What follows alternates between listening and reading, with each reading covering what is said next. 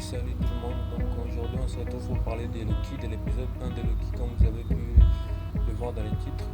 Loki qui est la série qui vient après WandaVision et Falcon and the Winter Soldier avec l'accent américain tu connais.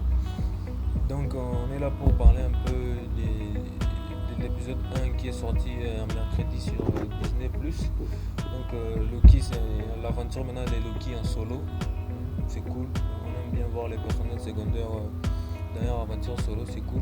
Donc voilà, mais la version de Loki ici qu'on va voir, c'est la version de Loki de 2012, après la bataille de New York, comme les Avengers sont retournés dans le passé pour récupérer les pierres, il en a profité pour s'enfuir avec les Tesseract du coup. Et c'est cette version de Loki là qu'on va voir, donc c'est pas les Loki là qu'on a vu dans Infinity War qui a fait la paix avec Thor et tout ça. Donc cette version de Loki, c'est cette version de Loki qu'on va retrouver dans un désert de Mongolie, je pense que c'est en Mongolie. Après s'être enfui grâce au Tesseract plutôt, il va se retrouver dans le désert.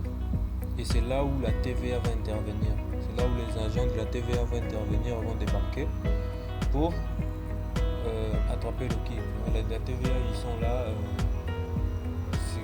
C'est comme les policiers du temps un peu, tu vois, c'est eux qui surveillent tout ça, donc que personne déconne.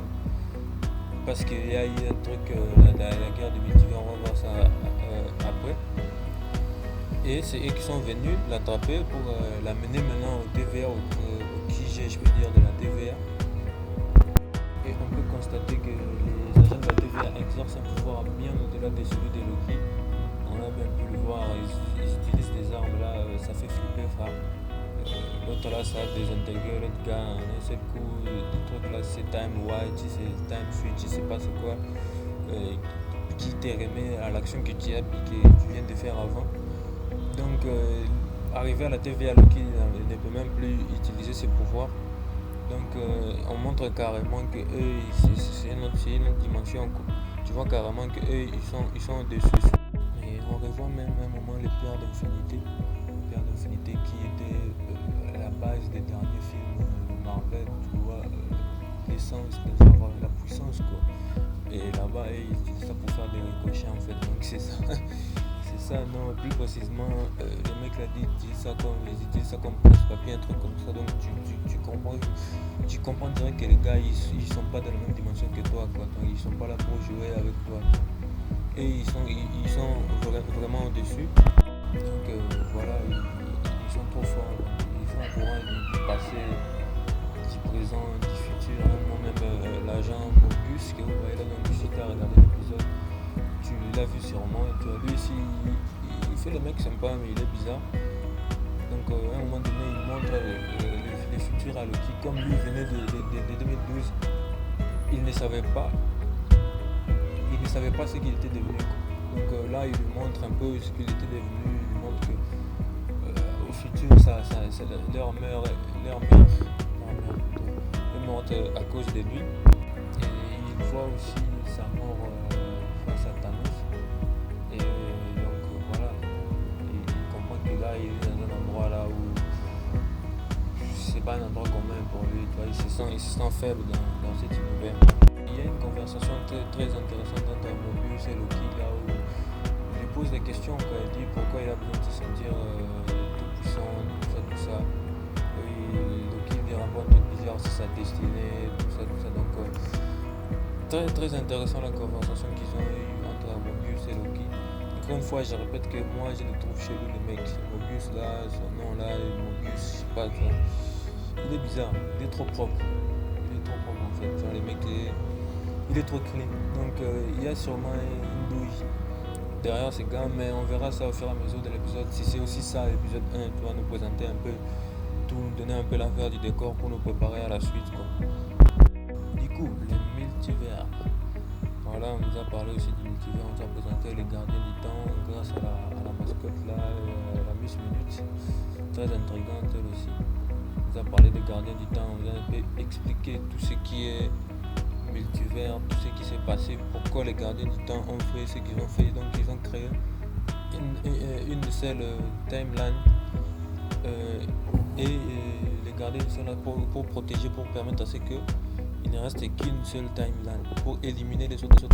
Voilà, donc les gardiens du temps, ils sont un peu là pour protéger cette timeline et ils disent que quiconque quitte les chemins prédéterminés crée un événement Nexus, une branche dans la chronologie qui pourrait facilement devenir incontrôlable. Donc, tout dit que ça pourrait créer le multivers de la folie. Donc ils ont dit qu'il y a déjà eu un multivers qui a existé et c'était la guerre, tu vois.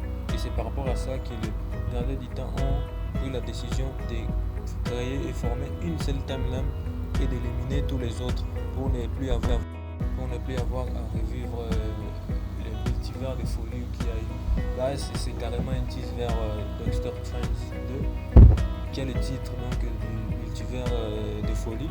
Donc voilà. Voilà un peu par rapport aux gardiens du temps, mais je pense pas qu'ils sont clean les gardiens du temps. Tu vois, il doit y avoir aussi un truc bizarre derrière eux et tout, parce que voilà, Loki a à dire. Et il avait posé une question par rapport aux Avengers et il dit que le retour dans le passé des Avengers était déjà écrit depuis. Donc c'était prévu, c'était dans le futur que les Avengers devaient retourner dans le passé, donc ça n'a pas trop créé de problèmes. Maintenant, parlons plus précisément de l'événement Nexus. Par rapport au Nexus dans les comics, ils te disent que par exemple Wanda Maximoff est un Nexus. Quelque chose dont les pouvoirs peut affecter la probabilité, modifier l'écoulement du temps. Ces personnes sont surveillées par la TVA. Et Wanda, maintenant dans la MCU, elle a atteint maintenant le statut de la Scarlet Witch. En plus, elle a les Darkhold. Donc voilà, elle est totalement capable de créer cet événement Nexus. Et je pense que ça va arriver par rapport à tout ça. À la scène post-crédit de Wanda aussi, là, elle a écouté la voix de ses enfants. Je pense que par rapport à ça, l'événement Nexus pourrait être créé, ce qui va nous mener à Doctor Strange 2. Nexus qu'on avait déjà vu aussi dans un épisode de Wanda, j'ai oublié lequel. Donc je pense que tous ces événements nous amèneront vers le multivers. Après, du coup, parlons maintenant de la variante que nous avons vue à la fin. Nous savons qu'elle a voyagé en 1549 en France et en 1858 en développement pour attirer les agents de la TVA dans des pièges. Maintenant on sait qu'ils peuvent mourir les agents de la TVA. Il suffit juste de savoir comment les contrer. Donc la variante ici, apparemment, selon le rumeur, ça serait Lady Loki, donc la Loki féminine. Donc c'est lui qui a brûlé les agents de la TVA grâce à du pétrole. Et celui peut-être à qui l'enfant à l'église faisait allusion, Mephisto, non. Je pense que les producteurs, les réalisateurs de la série, je sais pas, ont affirmé que ce n'était pas Mephisto dans l'église. Donc on va voir qui c'était, de toute façon on va savoir qui c'est dans les épisodes qui arrivent. Donc voilà.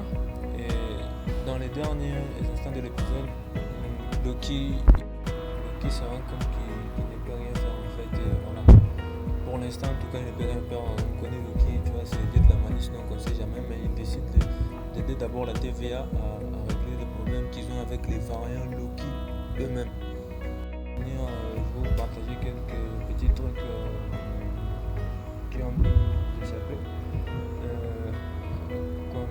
Dans la série, à un moment donné, on voit un scroll habillé en jogging Adidas. C'est très drôle.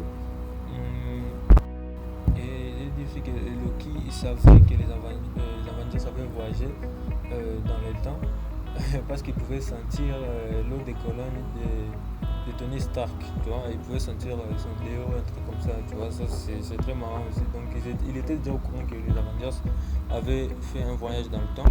Donc voilà, et dans la série Loki et D.B. Cooper aussi. Donc D.B. Cooper c'est une légende américaine, je peux dire, mais qui a vraiment existé. Donc ils ont préféré adapter ça dans des MCU et faire passer ça comme ça. Donc merci d'avoir regardé cette vidéo. Si vous avez regardé cette vidéo, arrive, je vais essayer de m'améliorer au fur et à mesure. Désolé pour le montage, les sons, les matos, c'est pas tout ça chaud au début, mais on fait ça pour la passion. Voilà. J'espère que vous serez avec moi et qu'on va pouvoir continuer cette aventure ensemble. Donc demain il y aura une vidéo